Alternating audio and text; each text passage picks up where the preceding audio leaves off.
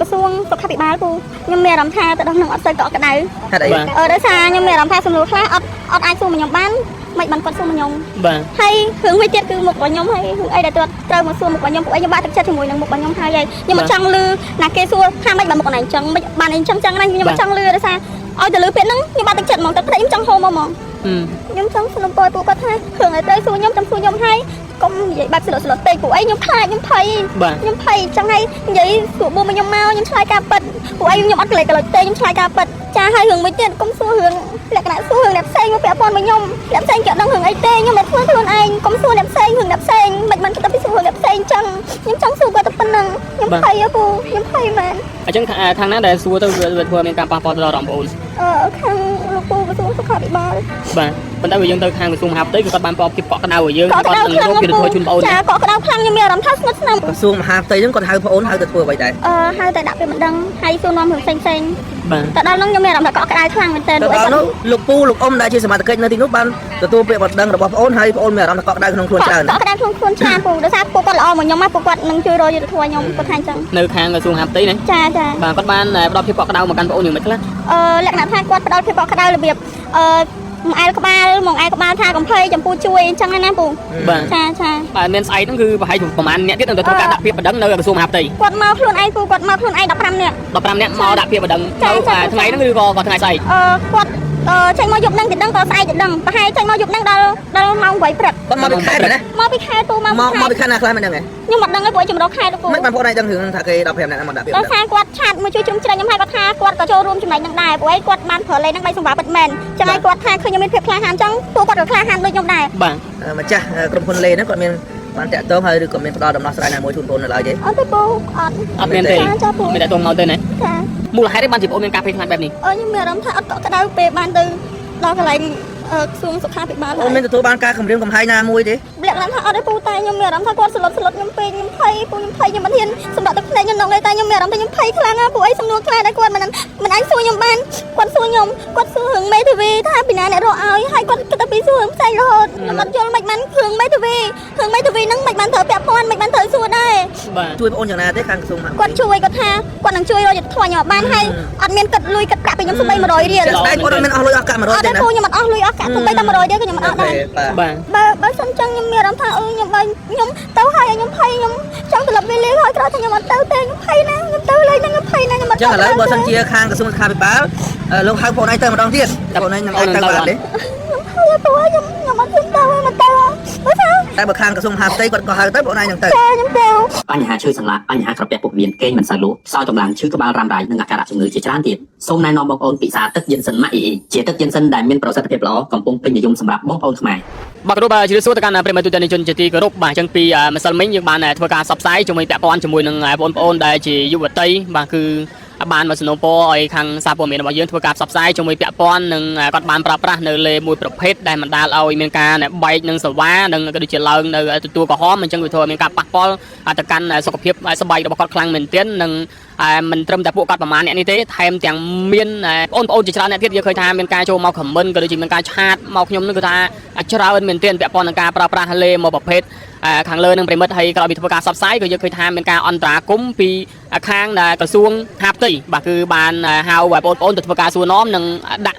នៅពាក្យបណ្ដឹងផ្សេងហើយនៅក្នុងនោះក៏យើងឃើញថាខាងក្រសួងសុខាភិបាលក៏បានធ្វើការហៅបងប្អូនដើម្បីទៅធ្វើការសួរនាំផងដែរប្រិមិត្តទូទាំងជនហើយឥឡូវនេះក៏គាត់ក៏សូមសំណូមពរនៅក្នុងការឲ្យយើងមកធ្វើការជួយផ្សព្វផ្សាយបន្ថែមទៀតដើម្បីធ្វើការសំណូមពរទៅខាងផ្នែកច្បាប់ជួយអន្តរាគមន៍យ៉ាងណានោះដើម្បីស្វែងរកយុត្តិធម៌និងការពិតជូនទៅកាន់ពួកគាត់ប្រិមិត្តទូទាំងជនឥឡូវយើងមកធ្វើការសាកសួរគាត់ទាំងអស់គ្នាប្រិមិត្តបងបានធ្វើការផ្សព្វផ្សាយទៅគឺមានខាងក្រសួងពាក់ព័ន្ធខាងណាខ្លះដែលបានធ្វើការតាក់ទងហៅបងមានក្រសួងមហាផ្ទៃហើយនិងក្រសួងសុខាភិបាលក្រសួងមហាផ្ទៃហ្នឹងគាត់ហៅបងអូនហៅទៅធ្វើអ្វីដែរហៅតែដាក់ពាក្យបណ្ដឹងហើយសួរនាំរឿងផ្សេងបាទតែដល់ហ្នឹងខ្ញុំមានអារម្មណ៍ថាកក់ក្ដៅខ្លាំងមែនទែនដល់នោះលោកពូលោកអ៊ំដែលជាសមាជិកនៅទីនោះបានទទួលពាក្យបណ្ដឹងរបស់បងអូនហើយបងអូនមានអារម្មណ៍ថាកក់ក្ដៅក្នុងខ្លួនច្រើនកក់ក្ដៅក្នុងខ្លួនច្រើនពូដោយសារពួកគាត់ល្អមកខ្ញុំមកពួកគាត់នឹងជួយរកយុទ្ធធម៌ខ្ញុំគាត់ថាអញ្ចឹងនៅខាងក្រសួងមហាផ្ទៃណាចាបាទគាត់បានផ្ដល់ភាពកក់ក្ដៅមកកាន់បងអូនយ៉ាងម៉េចខ្លះលក្ខណៈថាគាត់ផ្ដល់ភាពកក់ក្ដៅរបៀបមកអែលក្បាលថាកំភៃចំពោះជួយអញ្ចឹងណាពូបាទចាហើយបន្ទាប់មកមានខាងណាទៀតដែលជាក្រសួងស្ថាប័នពាក់ព័ន្ធបានហៅបងអូនទៅក្រសួងសុខាភិបាលពូសុខាភិបាលទៅដល់នោះមានការសួរនាំឬក៏ការដោះស្រាយជូនបងអូនយ៉ាងម៉េចដែរ ខ្ញុំមានអារម្មណ៍ថាទៅដល់នឹងអត់ទៅកក់ក្ដៅ ហេតុអី ដោយសារខ្ញុំមានអារម្មណ៍ថាសំណួរខ្លះអត់អាចសួរមកខ្ញុំបានមិនបានគាត់សួរមកខ្ញុំ បាទ ហើយរឿងមួយទៀតគឺមុខរបស់ខ្ញុំហើយរឿងអីដែលត្រូវមកសួរមុខរបស់ខ្ញុំពួកឯងខ្ញុំបាក់ទឹកចិត្តជាមួយនឹងមុខរបស់ខ្ញុំហើយខ្ញុំមិនចង់លឺណាគេសួរថាមិនបានមុខណាអញ្ចឹងមិនបានអីចឹងណាខ្ញុំមិនចង់លឺដោយសារឲ្យតែលឺពាក្យហ្នឹងខ្ញុំបាក់ទឹកចិត្តហ្មងទឹកភ្នែកខ្ញុំចង់ហូរមកហ្មង ឥឡូវនេះបងមានអីចង់បន្ថែមសំណូមពរទៅកាន់ក្រសួងស្ថាប័នសមត្ថកិច្ចក៏ដូចជាក្រសួងសុខាភិបាលទេ ខ្ញុំចង់សំណូមពរពួកគាត់ថារឿងឲ្យត្រូវសួរខ្ញុំចាំសួរខ្ញុំហើយកុំនិយាយបែបស្លុតពេកពួកឯងខ្ញុំខ្លាចខ្ញុំភ័យ បាទ ខ្ញុំភ័យចឹងហើយនិយាយសួរបួមកខ្ញុំមកខ្ញុំឆ្លើយការពិតពួកឯងខ្ញុំអត់កលិចកលុចទេខ្ញុំឆ្លើយការពិត បាទ ចាហើយរឿងមួយទៀតកុំសួររឿងលក្ខណៈសួររឿងអ្នកផ្សេងមកពាក់ព័ន្ធមកខ្ញុំអ្នកផ្សេងគេអត់ដឹងរឿងអីទេខ្ញុំមិនធ្វើខ្លួនឯងកុំសួរអ្នកផ្សេងរឿងអ្នកផ្សេងមិនបានគិតទៅពីសួររឿងអ្នកផ្សេងចឹងខ្ញុំចង់សួរគាត់តែប៉ុណ្្នឹងខ្ញុំភ័យពូខ្ញុំភ័យមែន អញ្ចឹងខាងណាដែលសួរទៅវាធ្វើមានការប៉ះពាល់ទៅដល់បងប្អូន ខាងលោកពូក្រសួងសុខាភិបាល បាទប៉ុន្តែបើយើងទៅខាងក្រសួងមហាផ្ទៃគឺគាត់បានផ្ដល់ភាពកក់ក្ដៅឲ្យយើងគាត់នឹងរកយុទ្ធធម៌ជូនបងប្អូន ចាកក់ក្ដៅខ្លាំងខ្ញុំមានអារម្មណ៍ថាស្ងួតស្ងាត់មួយពួកខ្លាំងពួកគាត់ខ្លាំងដោយសារមកអែលក្បាលមកប៉ះស្មាមកអីខ្ញុំចឹងណា លើកទឹកចិត្តយើងណា ជួយជុំជ្រែងយើងណា ចាជួយលើកទឹកចិត្តខ្ញុំខ្លាំងដល់ថ្នាក់ខ្ញុំថាមានអ្នកជួយខ្ញុំហើយមានអ្នករកយុទ្ធធម៌ខ្ញុំហើយចឹងហើយខ្ញុំមិនមានអីត្រូវខ្លាចទេ បងប្អូនមិនបានទៅជាមួយគ្នាអត់ទេទៅដែរណារាល់តែពាក្យពេចន៍ដែលគាត់បាននិយាយមកហ្នឹងមិនហ្នឹងគឺជាការពិតទាំងអស់ទេពិតទាំងអស់ណា ដល់ពេលគ្នាបងប្អូនទាំងអស់ទៅប្រហែលអ្នក ទៅដូចជា4នាក់ ទៅ4អ្នកពីម្សិលមិញហ្នឹងណា បាទ បាទ ក្រសួងមហាផ្ទៃបានមានអារម្មណ៍មានភាពកក់ក្ដៅមានការជួយជុំជ្រែងទៅលើបងប្អូនច្រើនតែដល់ឡែកទៅដល់ក្រសួងសុខាភិបាលអូនមានអារម្មណ៍ថាមានភាពភ័យមានភាពភ័យណា បាទឥឡូវបងបានលើសូព័ត៌មានមកថាគឺបាទមានស្អែកហ្នឹងគឺប្រហែលជាប្រហែលអ្នកទៀតនឹងទៅធ្វើការដាក់ពាក្យបណ្ដឹងនៅក្រសួងមហាផ្ទៃ គាត់មកខ្លួនឯងពូគាត់មកខ្លួនឯង15នាក់ 15អ្នកមកដាក់ពាក្យបណ្ដឹងនៅថ្ងៃហ្នឹងឬក៏គាត់ថ្ងៃស្អែក គាត់ចេញមកយប់ហ្នឹងទៅដឹងក៏ស្អែកទៅដឹងប្រហែលចេញមកយប់ហ្នឹងដល់ម៉ោង8ព្រឹក គាត់មកពីខេត្តណា មកពីខេត្តពូមកពីខេត្ត មកពីខេត្តណាខ្លះមិនដឹងទេ ខ្ញុំមិនដឹងទេពួកខ្ញុំរកខេត្តពូ មិនបានបងប្អូនឯងដឹងរឿងថាគេ15នាក់មកដាក់ពាក្យ ដល់ថាគាត់ឆាតមកជួយជ្រោមជ្រែងខ្ញុំហើយគាត់ថាគាត់ក៏ចូលរួមចំណែកនឹងដែរព្រោះអីគាត់បានប្រើលេខហ្នឹងដៃសម្រាប់ពិតមែនចឹងហើយគាត់ថាឃើញខ្ញុំមានភាពក្លាហានចឹងពួកគាត់ក៏ក្លាហានដូចខ្ញុំដែរ បាទ គាត់នឹងក្លាហានដូចខ្ញុំដែរពូ បាទហើយចាំមិនហេតុអីបានជាបងអូនយ៉ាងនេះសក់ទឹកភ្នែកមូលហេតុអីគេវិញ ខ្ញុំភ័យពេកពូខ្ញុំភ័យហើយណាមួយប៉ះពាល់ដល់អារម្មណ៍ខ្ញុំរឿងមុខខ្ញុំ មកដល់ពេលនេះតើខាងម្ចាស់ក្រុមហ៊ុនលេហ្នឹងគាត់មានបានតាក់ទងហើយឬក៏មានផ្ដល់ដំណោះស្រាយណាមួយជូនបងប្អូននៅឡើយទេ អត់ទេពូអត់ មានទេមានតាក់ទងមកទេណា ចា បាទគឺអញ្ចឹងគឺមានតែពីស្ថាប័នទេដែលបានតាក់ទងទៅកាន់អូនគឺក្រសួងមហាផ្ទៃនិងក្រសួងសុខាភិបាល ចាពូចា បាទហើយឥឡូវជាចុងក្រោយនេះបងអូនមានអីបន្ថែមទៀតដើម្បីឲ្យខាងកម្លាំងសមត្ថកិច្ចគឺជាពិសេសគឺផ្នែកច្បាប់ដើម្បីឲ្យជួយរកយុត្តិធម៌បងអូនដោយសារតែឥឡូវនេះឃើញថាបងអូនមានដូចជាមានការភ័យខ្លាចមែនទែនមូលហេតុអីបានជាបងអូនមានការភ័យខ្លាចបែបនេះ ខ្ញុំមានអារម្មណ៍ថាអត់កក់ក្ដៅពេលបានទៅដល់កន្លែងក្រសួងសុខាភិបាល អូនមានទទួលបានការគម្រាមកំហែងណាមួយទេ លក្ខណៈថាអត់ទេពូតែខ្ញុំមានអារម្មណ៍ថាគាត់ស្លុតខ្ញុំពេកខ្ញុំភ័យពូខ្ញុំភ័យខ្ញុំមិនហ៊ានសម្រាប់ទឹកភ្នែកខ្ញុំដល់តែខ្ញុំមានអារម្មណ៍ថាខ្ញុំភ័យខ្លាំងណាស់ពូអីសំណួរខ្លះដែលគាត់មិនអាចសួរខ្ញុំបានគាត់សួរខ្ញុំគាត់សួររឿងមេធាវីថាពីណាអ្នករកឲ្យហើយគាត់គិតតែពីសួររឿងផ្សេងរហូតខ្ញុំអត់យល់មិនបានរឿងមេធាវីហ្នឹងមិនបានត្រូវពាក់ព័ន្ធមិនបានត្រូវសួរដែរ បាទ ឥឡូវបងអូនមានអីសំណូមពរទៅកាន់លោកពូលោកអ៊ំឬក៏អ្នកមីងដែលគាត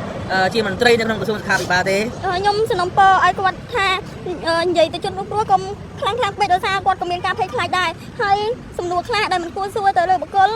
កុំសួរអីសួរទៅរឿងតែពាក់ព័ន្ធឬសួរទៅរឿងសង្វាហ្នឹងទៅពូ អញ្ចឹងក្រោយបងអូនទៅពីស្ថាប័នហ្នឹងគឺការតំណតំណងការសួរហ្នឹងគឺខុសគ្នាដាច់ប៉ិតហ្មង ចា